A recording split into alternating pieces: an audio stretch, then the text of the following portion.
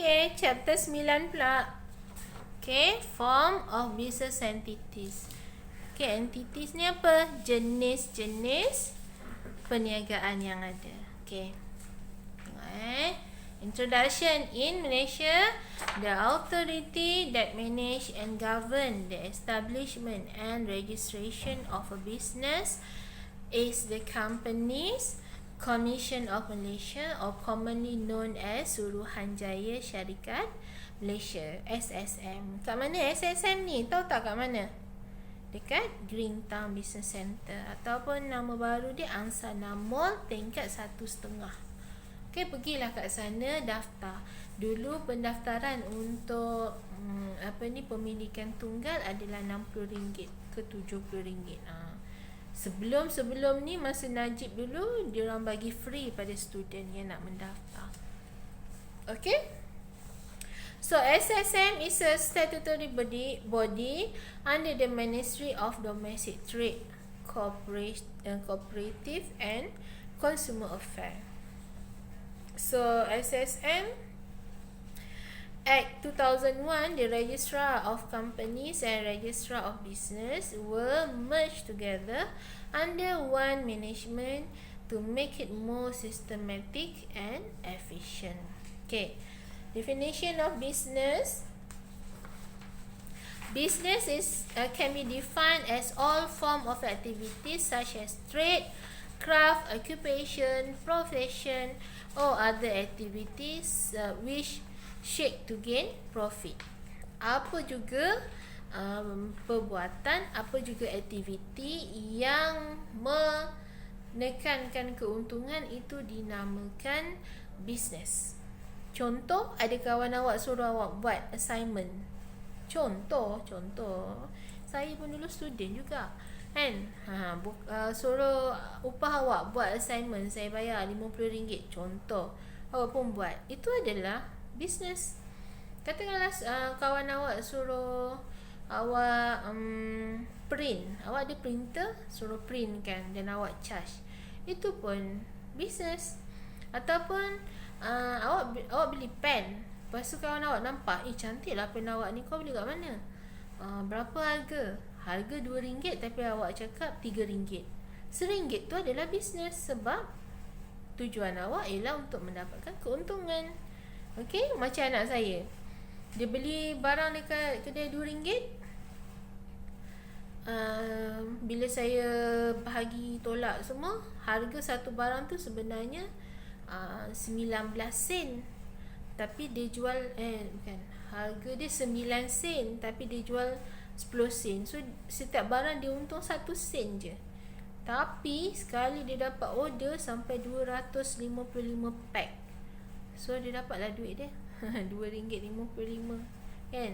Jadi macam itulah maksud dia. Semua yang mementingkan keuntungan dinamakan bisnes. Okay, form of business entity. Jenis-jenis perniagaan yang ada kat Malaysia ni, kita ada apa? Kita ada sole proprietorship. Sole proprietorship bermaksud pemilikan tunggal. Partnership adalah perkongsian. Private limited company, ini lebih kepada syarikat. Okey, kita satu persatu. Sole proprietorship, okay, is established, owned, funded and managed by only one person. Orang pemilik dia seorang je.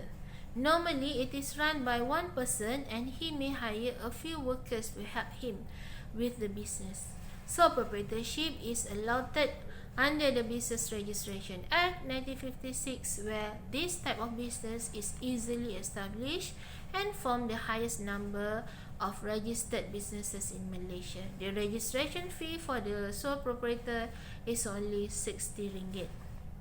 Ini RM60, saya tak pasti tahun bila, tapi saya rasa dah naik, mungkin 70 ataupun ke 80. Kena check balik lah website dia. Okay, so example of sole proprietorship adalah minimarket, kedai runcit kan, pemilik dia seorang je. Restoran, convenience store, ni minimarket tadilah, minimarket, kedai runcit tadilah, burger, semua yang jual seorang, yang pemilik dia seorang. Okey, apa dia punya advantage and disadvantages? Yang pertama, advantages dia easily to register and dissolve with minimum formalities. Okey, senang nak register. Awak pergi register dekat kaunter, tulis nama, pastikan nama syarikat tu tak bercanggah dengan mana-mana nama syarikat kat Malaysia. Kemudian bayar duit dekat kaunter, tunggu dalam tempoh sejam macam tu, awak akan dapat sijil pendaftaran perniagaan. Dan juga kalau awak dah tak nak berniaga, awak boleh bubarkan dengan mudah. Okey, itu advantage yang pertama. Yang kedua, the registration fee is low. So, bawah daripada 100. Easy to manage as the management is solely done by one person, the proprietor. Okay, senang nak manage, nak uruskan. Flexible and minimum regulatory requirement. Flexible, suka hati awak lah nak buka kedai pukul apa.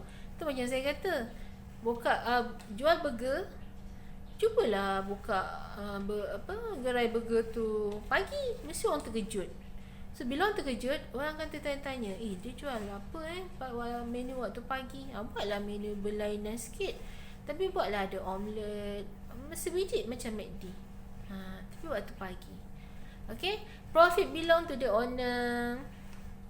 Tax dia hanya kenakan income tax saja, personal income tax. Okay, disadvantages dia limited source of capital. Katakanlah owner tu hanya ada 200 je simpanan, so terhad. Kalau tiba-tiba orang order banyak, dia tak dapat nak tampung. The owner is fully responsible for all the business liability and risk. There is a no limited liability as in the case of private limited company.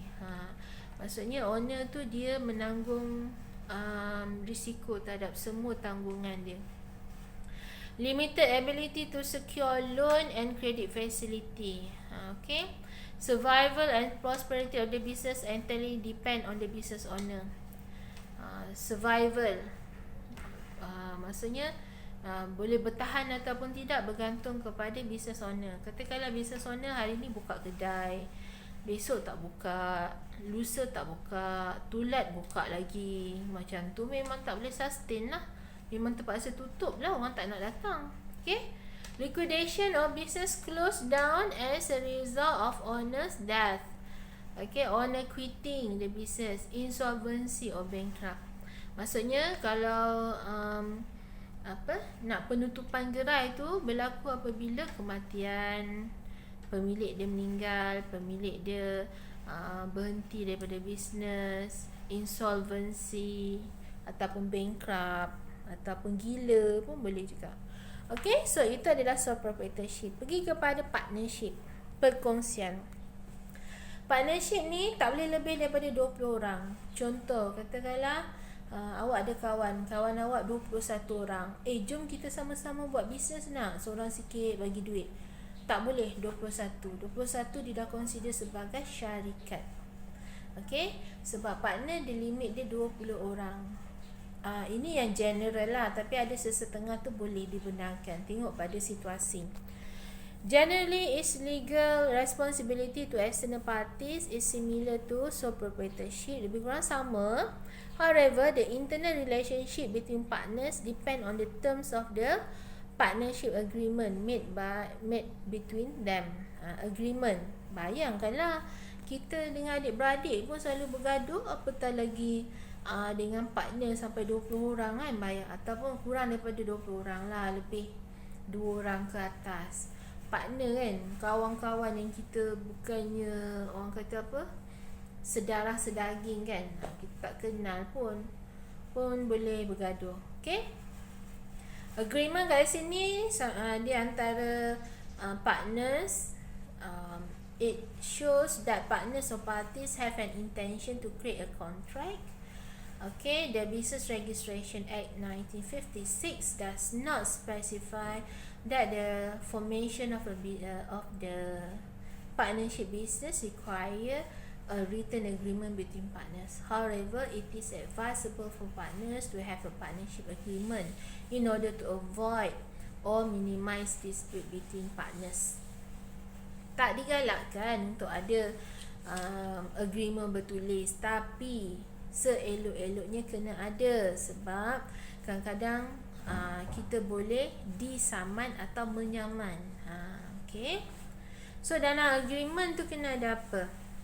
Kena ada profit or loss to be shared equally, no interest is payable on a partner's capital dan sebagainya lah. So ini antara inti parti dalam agreement tersebut. Ini campur lagi. Daily normal things in business can be decided by the majority of the partners. Ini semualah dia kena stick kat situ. Okay. Partner tadi mana tadi? Partner may withdraw after getting the consent of the other partners. Ni semua di bawah agreement tersebut. Boleh tengoklah ya. Okay, apakah advantages and disadvantages? Bila partnership ramai orang, yang pertama kelebihan dia able to mobilize more capital and expertise with additional partners. Ramai kawan kan, nak dekat 20 orang, so setiap seorang tu dia ada kepakaran masing-masing dan masing-masing tolong sumbangkan sedikit modal dalam company. So lagi banyak orang, lagi banyaklah modal kita. Easier to obtain capital financial aid compared to sole proprietorship. Senang nak dapat bantuan kewangan berbanding dengan sole proprietorship tadi. Improve management capability with input from partners. Ini lagi senang sebab mungkin ada orang pernah background dia pernah bekerja bahagian kewangan, so dia lah uruskan kewangan syarikat. Orang ni pernah kerja bahagian HR, dia lah yang cari pekerja, bayar gaji dan sebagainya. Jadi terurus sikit lah kerja kita punya bisnes. Okay, business risk can be shared. Tax masih lagi guna personal income tax. Okay, disadvantages dia biasanya partnership period are based on partners agreement. Tengok pada agreement, ada setengah tu agreement hanya untuk 10 tahun. So lepas 10 tahun batal lah. Profit has to be shared among partners. Ni yang tak seronoknya, bila dapat keuntungan terpaksa bahagi ramai-ramai. Kalau proprietorship tadi, dia seorang je dapat untung. If one party withdraw or dies or unable to do business, then the business is dissolved. Kalau daripada 20 orang tu, tiba-tiba seorang tu tarik diri, dia kena bubarkan dulu sementara, kemudian re-register balik.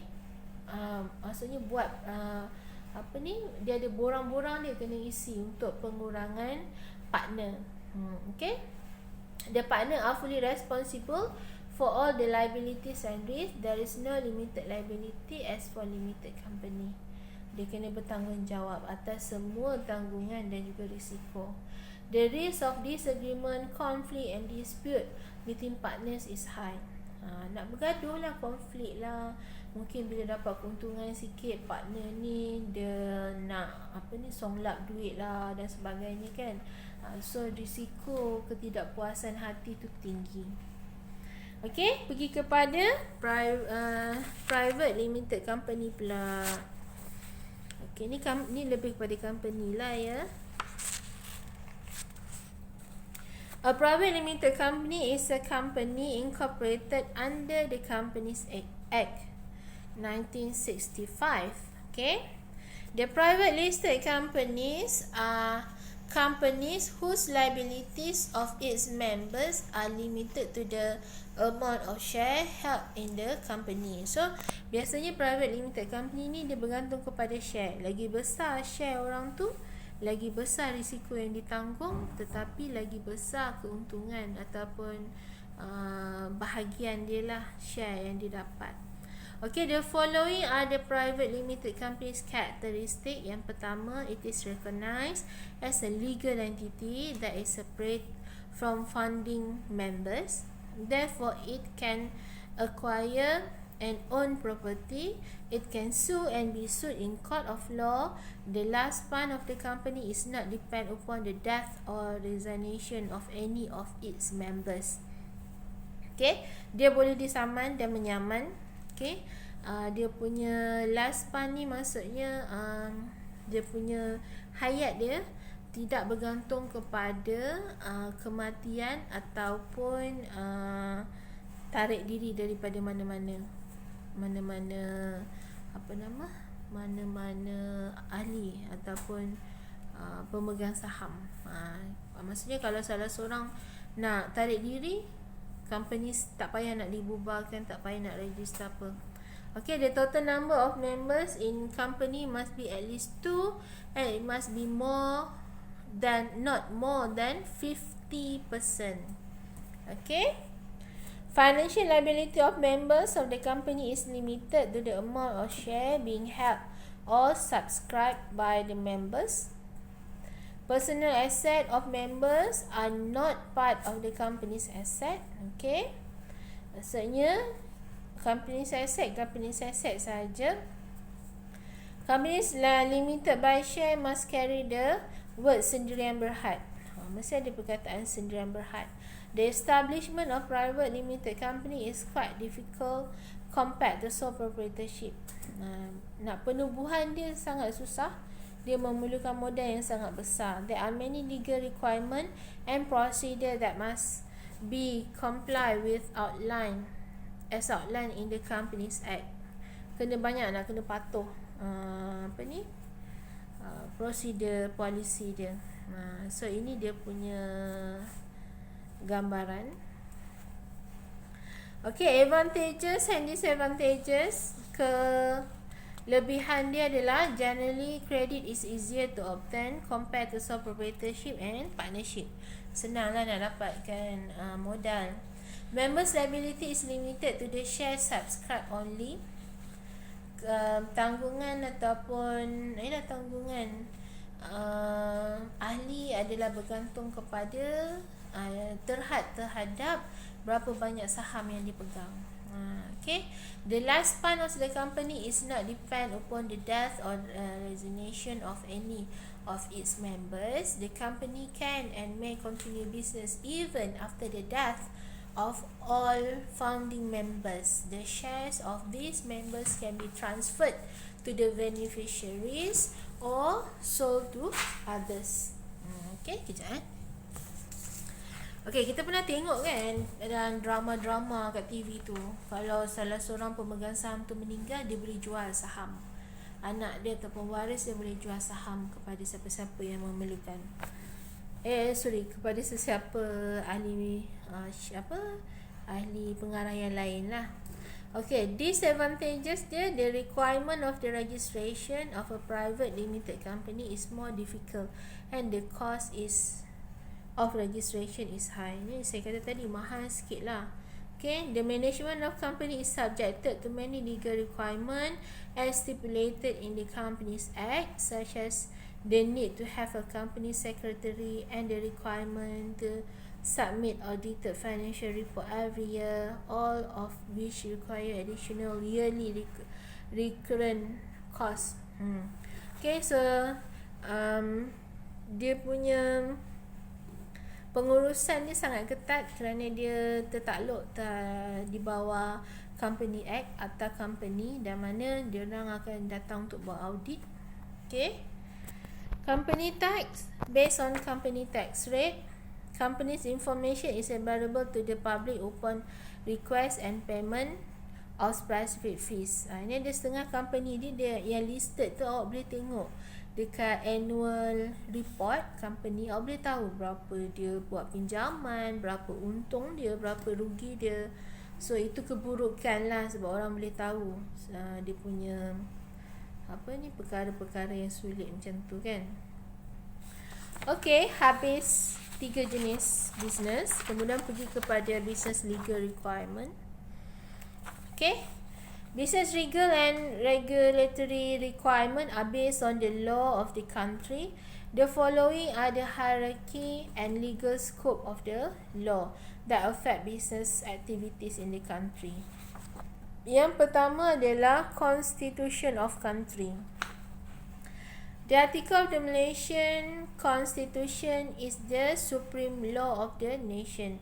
It outlines the fundamental basis of the formation of Malaysia, the power and right of the various vested interests in the country, and the basic individual right as a citizen. So, yang ini adalah undang-undang yang mana dia telah digazetkan, dan dalam tu dia ada tunjuklah kat situ dia punya kuasa dan juga hak-hak yang perlu di protect lah, diketahui, especially oleh citizen dalam sesebuah negara. Okey, antara law ataupun antara undang-undang yang terdapat adalah ia ni dia pergi kepada ministries and agency. Contoh kita ada MITI, iaitu Ministry of International Trade and Industry. Ini perdagangan antarabangsa. Kat situ kita boleh dapatkan apa? Manufacturing license. Contohlah, katakanlah saya buat bisnes selama ni, saya buat bisnes domestik. Tiba-tiba bisnes saya dapat sambutan dekat luar negara dan saya nak eksport barang saya ke luar negara. Kat mana saya nak rujuk ni? Jadi bila dengan saya belajar yang slide ni, saya tahulah, saya kena pergi dekat Ministry of International Trade and Industry. So saya search lah kat mana kementerian ni ada. Ada dekat Putrajaya. Jadi bila saya pergi kat kementerian tu, apa yang perlu saya buat?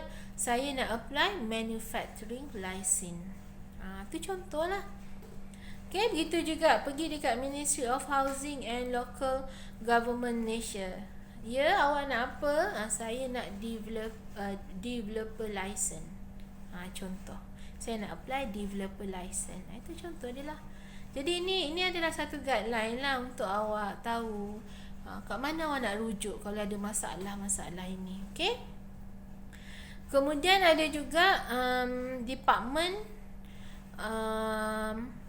dekat state, maksudnya dekat setiap negeri-negeri, setiap daerah. Okey, kita ada land office, kita ada land administration matters, forestry department, forestry and timber, concession. Ini kena apply dekat state lah. Okey, land, timber, ni yang bahan-bahan mentah tu lah. Okey, kemudian dekat federal and state government, kita boleh rujuk kepada local authority such as Kuala Lumpur City Hall, license for business, permit. Ni kena pergi kepada federal dan juga state. Selain daripada tu, ada beberapa akta yang perlu diketahui oleh seorang peniaga ataupun entrepreneur, iaitu Registration of Business Act, Company Act, Employment Act, Child and Young Person Act, OSHA Act, Factory and Machinery Act dan sebagainya lah. EPF semua nak kena tahu. Sebab bila kita dah berniaga, kita ada pekerja, kita kena buat pembayaran EPF dan juga SOSO. So ini semua awak kena patuh supaya bagi mengelakkan awak daripada disaman oleh pihak yang sepatutnya. Okey, ini tambahan lah. Awak kena tahu pasal contract law, awak kena tahu sales of goods, agency law, intellectual properties dan sebagainya. Tujuan dia adalah untuk mengelakkan daripada perkara-perkara yang tak diingini berlaku. Contoh macam disaman dan sebagainya kan. Okey, so habis dah. Okey, chapter 9. So ada apa-apa soalan boleh tanya dalam group. Okey, itu saja. Assalamualaikum.